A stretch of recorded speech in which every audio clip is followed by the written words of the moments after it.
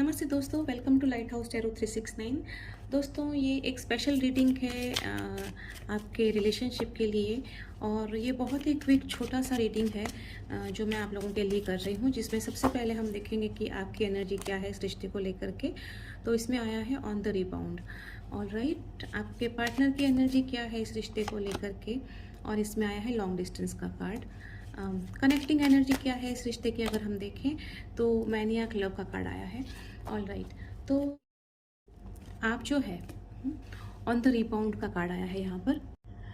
आपका जो रिलेशनशिप है ऑन द रिबाउंड आपका एनर्जी है, इसका मतलब यही है कि हो सकता है कुछ लोगों के लिए कि आपका कहीं किसी के साथ ब्रेकअप हुआ है और आप एक नए रिश्ते में आए हैं और अभी तक कुछ कंफ्यूजिंग स्टेट में आप हैं, आप कुछ कंफ्यूज्ड हैं। ये आपकी या आपके पार्टनर की एनर्जी हो सकती है, एनर्जीज एक्सचेंज हो सकती है यहाँ पर। तो ऐसा कुछ है कि आप लोग का किसी का ब्रेकअप हुआ और उसके बाद में वापस आप एक नए रिश्ते में आए। कहीं पर ये भी हो सकता है कि सेम पार्टनर के साथ में आपका अनबन हुआ और आप वापस उनके साथ में आए। आपके पार्टनर की जो एनर्जी है उसमें आया है लॉन्ग डिस्टेंस का कार्ड। तो वो यही बता रहा है कि हो सकता है आप दोनों दो अलग अलग शहरों में रहते हों, दो अलग अलग कंट्रीज़ में रहते हों, जॉब की वजह से, पढ़ाई की वजह से या किसी भी वजह से। लेकिन उसकी वजह से जो है एक दूसरे से कनेक्ट हो पाना या फ्रिक्वेंटली मिल पाना, ये सब चीज़ें पॉसिबल नहीं हो पा रही हैं। कनेक्टिंग एनर्जी यहाँ पर आई है मैनियक लव की। तो अगेन यहाँ पर यही है कि आप दोनों का जो प्यार है एक दूसरे के लिए वो बहुत ज़्यादा इंटेंस है। और वो कभी कभी इतना ज़्यादा मतलब कि इंटेंस हो जाता है कि आप लोग कभी एक दूसरे के लिए बहुत ज़्यादा पॉसेसिव हो जाते हैं। आप ये बर्दाश्त नहीं कर सकते कि दूसरा पर्सन जो है वो किसी और से बात कर रहा है या कुछ और आपको टाइम नहीं दे पा रहा है, तो आप उसके ऊपर शक करने लग जाते हैं या ऐसी ही चीज़ें होती रहती। मतलब कि आप सच में ऐसे इंसान नहीं हैं, लेकिन फिर भी एक कनेक्टिंग एनर्जी कुछ ऐसी हो जाती है कि आप अपने आप को इस तरह से रिएक्ट करने से रोक नहीं पाते हैं। तो अभी तक के जो कार्ड्स आए हैं उसमें समझ में यही आ रहा है कि किसी एक पार्टनर का पहले दिल टूटा हुआ था, वो इस रिश्ते में आया। अब जो है एक दूसरे को वक्त नहीं दे पा रहे हैं पूरी तरह से, और इसके चलते ये हो रहा है कि थोड़ा सा कभी कोई ज़्यादा पॉसेसिव हो जाता है, कभी कोई ऐसे रिएक्ट कर देता है जो उसका रियल कैरेक्टर नहीं है। आइए टैरो से देखते हैं कि और क्या चल रहा है रिश्ते में।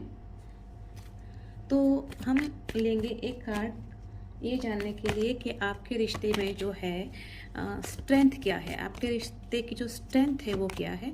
और उसमें द सन का कार्ड आया है। आपके रिश्ते की जो है वीकनेसेस क्या है, उसमें आया है द एम्प्रेस का कार्ड। ऑल राइट, और क्या करने की ज़रूरत है आपको इस रिश्ते को अच्छा करने के लिए और बेहतर करने के लिए। और इसमें आया है 9 ऑफ पेंटिकल्स का कार्ड। राइट, सो यहाँ पर आपके रिश्ते का जो कनेक्शन है उसकी पॉजिटिविटी तो बहुत अच्छी है। आप दोनों एक दूसरे से मिलकर के बहुत खुश हैं।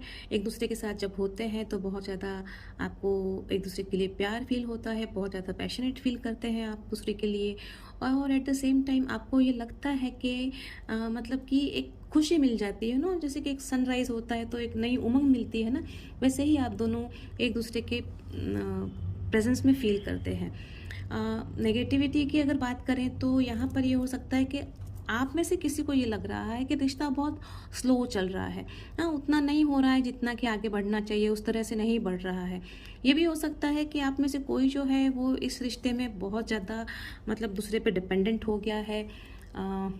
या फिर ये कह सकते हैं कि वो जो है वो अपना जो जिस तरह से आपको वक्त दे पाना चाहिए या फिर जिस तरह से रिश्ते को आगे बढ़ाना चाहिए, उसमें कहीं पर कोई एक इंसान है आप दोनों में से जो अ, नहीं कर पा रहा है, ड्यूटीज़ फुलफिल नहीं कर पा रहा है किसी भी वजह से जो हो।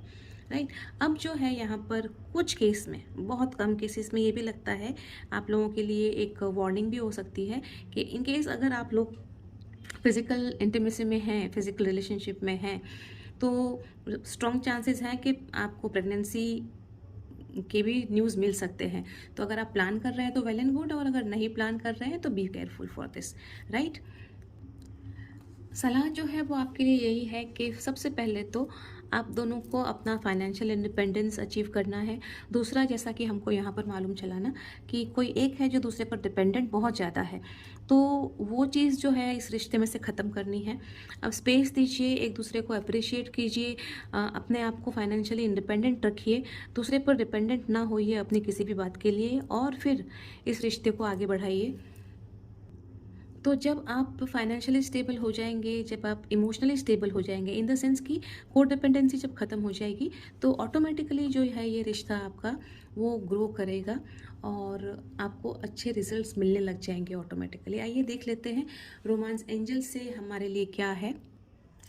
हम क्विकली कार्ड्स ले लेते हैं, देख लेते हैं कि रोमांस एंजल्स क्या कहना चाहते हैं इस रिश्ते को लेकर के। और सेपरेशन का कार्ड आया है, मेक द एफर्ट का कार्ड आया है, और रिलीज़ योर एक्स का कार्ड आया है। तो देखिए, बात फिर से घूम फिर कर यहीं पर आ गई। मैंने यहाँ पर कहा था जब रीबाउंड का कार्ड आया कि कोई एक पार्टनर है जो मतलब कि अभी अभी ब्रेकअप से निकल करके नए रिलेशनशिप में आया है आपके साथ में, तो वहाँ पर उस इंसान को अपने एक्स को रिलीज़ करने की ज़रूरत है। उसके लिए उसको एफ़र्ट्स करने पड़ेंगे। और जो सेपरेशन का कार्ड है वो भी यही है, लॉन्ग डिस्टेंस रिलेशनशिप का जो हमारा कार्ड आया था उसके साथ में सेपरेशन का कार्ड आया हुआ है। तो गाइडेंस यही है कि आपको एफ़र्ट्स करने पड़ेंगे, दोनों को मिलकर के एफ़र्ट्स करने पड़ेंगे, क्योंकि आप अगर एफ़र्ट्स करेंगे तो डेफ़िनेटली आपका जो रिश्ता है वो आगे बढ़ेगा, अच्छे से बढ़ेगा, क्योंकि यहाँ पे बॉटम ऑफ द डेक में केमिस्ट्री का कार्ड आया है। तो आप दोनों एक बहुत अच्छी केमिस्ट्री ऑलरेडी शेयर करते हैं, राइट? तो रिश्ता थोड़ा-सा अभी मतलब कि लग रहा है कि आपकी जो शुरुआत है कुछ ऐसी लग रही है कि एक ईज़ी राइड नहीं है, लेकिन थोड़े से एफ़र्ट्स करेंगे तो बहुत अच्छे से सब कुछ ठीक हो जाएगा। अगर रीडिंग पसंद आई है तो प्लीज़ कमेंट कीजिए, कुछ और क्वेश्चंस हैं तो कमेंट कीजिए, मैं उन क्वेश्चंस को लेने की कोशिश करूँगी अगले रीडिंग में। और at the same time please do like and subscribe. Thank you so much, God bless you all, love you all.